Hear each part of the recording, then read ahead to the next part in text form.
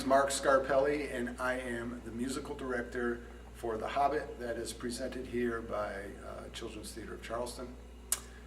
My duties involve basically teaching the kids the music, getting our band of dwarves and hobbits to sing in tune, and a little bit of harmony here and there, and just basically teach them the songs and get them prepared for the staging. First of all, there's 14 musical numbers that the kids sing in. Some are reprises, but there's Gandalf's theme and an adventure theme and the dwarf's theme. They reprise throughout the show. But the interesting thing about the music for this is it was written in the 1970s when Tolkien was still alive, and so he actually approved or sanctioned the music for this musical. In fact, it's the only musical written for stage that he sanctioned. When we had auditions for this, we were looking for kids who not necessarily could sing in tune and be musically perfect, but we're looking for kids who could project their voice and have the ability to get a character voice. Because as you know, each one of the hobbits is their own character, and they may talk with a whisper, or they may talk with a strong voice, but dealing with kids who are able to project that out, that's what we were looking for. The biggest challenge so far, I think, is trying to get these kids, some of them, to project a whisper.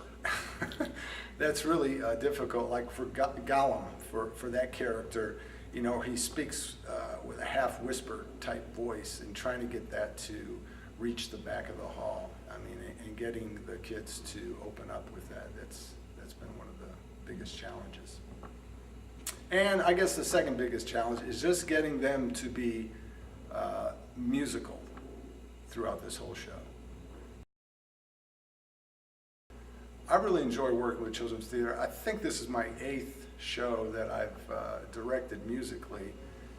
And the interesting thing is every time I do a show, there are always new faces. There are fresh faces, kids who have never been on a stage.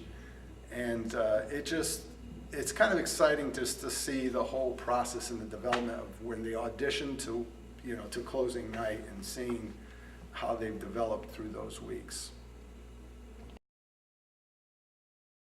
I think the Mirkwood scene is going to be pretty fascinating, because there's an eeriness to it, and the music is kind of spooky, and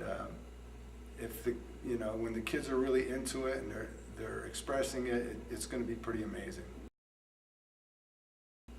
I think the audience is going to walk away from this actually singing some of the tunes, because J. Allen Friedman, the guy that wrote this, wrote some pretty memorable melodies and that just kind of stick with you. And I think the audience will leave with that, and I think the audience will have a lasting memory of the set design and just the outfits that these kids are going to be wearing. It's just something I wish I had when I was a kid.